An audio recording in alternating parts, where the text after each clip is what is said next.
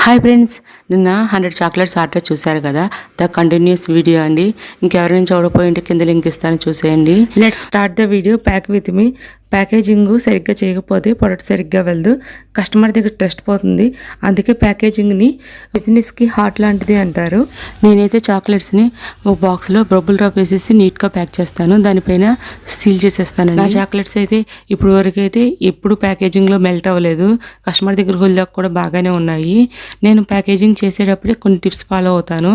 అవి మీకు కావాలంటే నాకు కింద కామెంట్ చేయండి, నేను నెక్స్ట్ వీడియోలో పోస్ట్ చేస్తాను. మనసుకు దగ్గరైన సిస్టర్కి 2 స్మాల్ గిఫ్ట్స్ తయారు చేశానని చెప్పాను కదా, ఇవేనండి అవి. 1 small teddy bear and chocolate.